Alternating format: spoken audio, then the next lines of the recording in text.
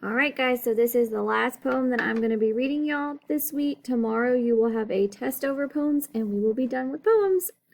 So this one is called Bed in Summer by Robert Louis Stevenson. And I kind of like his poems. I know we've read a lot of them. In the winter I get up at night and dress by yellow candlelight. In summer, quite the other way. I have to go to bed by day.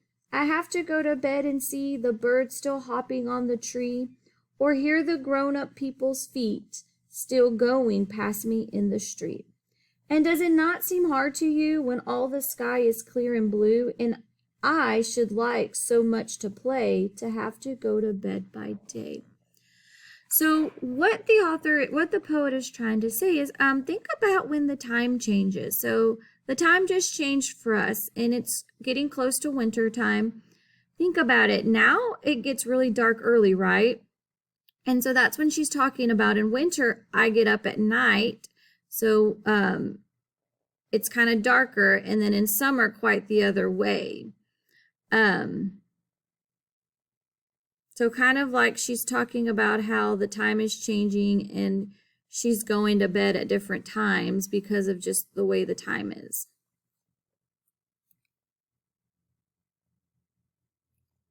Okay.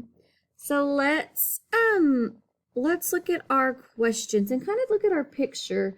So who do you think the speaker in the poem is? Who is the speaker in the poem? A parent telling a child to go to bed.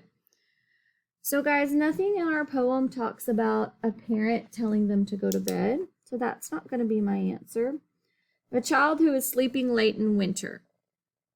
So it's talking about in winter, I get up at night. Okay.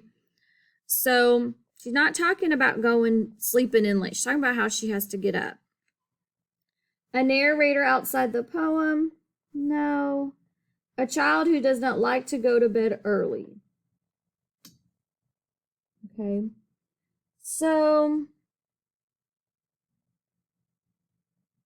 let's kind of think about this one. So a child who does not like to go to bed early, or a child who sleeps late in winter.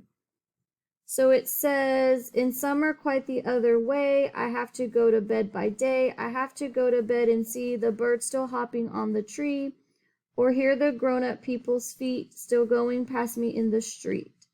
And does it not seem hard to you when... So she's talking about having to go to bed early. Okay, because she's saying she's having to go to bed by day, and she's seeing all these people play, or she's seeing all the birds outside on the trees and grown-ups walking by. So it's a child who does not like to go to bed early. Number 2, what two things are being contrasted in the poem? So contrasted means like, what are the two different things that are being kind of compared? So waking up early in the winter and waking up late in the summer, getting dressed by candlelight and getting dressed during the day, going to bed in winter and going to bed in summer, seeing birds hop in the trees and hearing grown-ups people's feet. So let's kind of think about this one for a minute.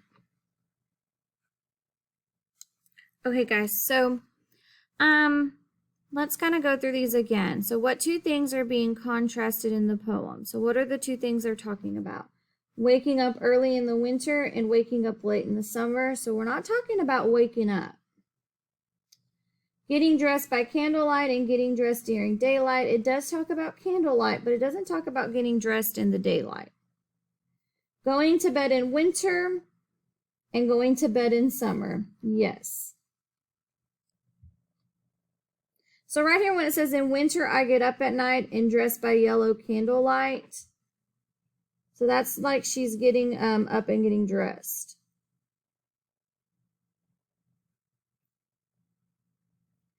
And then I want you to do number 3. Why are lines 5 and 8 important to the poem?